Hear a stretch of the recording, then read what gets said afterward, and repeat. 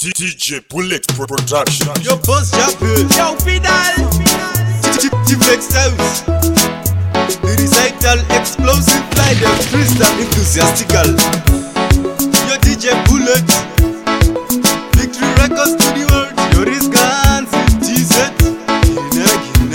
Usazikaira, kuti ndinera maupenyu wese sunzakandinakira. Usambo chaira, kuti ndineme upenyu wese ndiyatandibikira. Zvinhu zvinoshanduka mugoma wangu, zvinhu zvinoshanduka amai vangu, zvinhu zvinoshanduka anzadzi yangu. Bidigo chemandamo yakuonesa mande vane usimbe usina kana musoro. Chapa upende kunge vanobikira doro. Ropa unozoromba kaneta chitororo. Tichenda kuna mtupo savengana ndoro. Chinongodiwa chete kufambira mforo. Moyo unozesa kuita kunge muchitoro. Rongeka seinfo une mwana wechikoro. Mira semurume senyanga dzenhoro. Usazikaira kuti ndinorarama upenyu wese sunzakandinakira. Usambochaira kuti ndineme upenyu wese ndiyatandibikira. Zvinhu zvinoshanduka mugoma wangu, zvinhu zvinoshanduka amai vangu, zvinhu zvinoshanduka anzadzi yangu.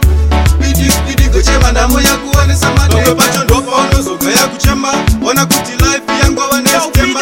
Kuenda kuchechi unowana sitema, pakutsaga keshi unowana sitema, paushamwari chaipo unowana sitema. Mabhebha mazuva ndovashoma vavatema, kumesa kutsuka bhati zvigunhu zvitema, asi pakutsiura kwakuita ngechitema. Usazikaira kuti ndinorarama upenyu wese sunzakandinakira. Usambochaira kuti ndineme upenyu wese ndiyatandibikira. Zvinhu zvinoshanduka mugoma wangu, zvinhu zvinoshanduka amai vangu, zvinhu zvinoshanduka anzadzi yangu. Bidigo chemandamo yakuonesa mande vane usimbe usina kana musoro. Chapa upende kunge vanobikirwa doro. Ropa unozoromba kaneta chitororo. Tichenda kuna mtupo savengana ndoro. Chinongodiwa chete kufambira mforo. Moyo unozesa kuita kunge muchitoro. Rongeka seinfo une mwana wechikoro.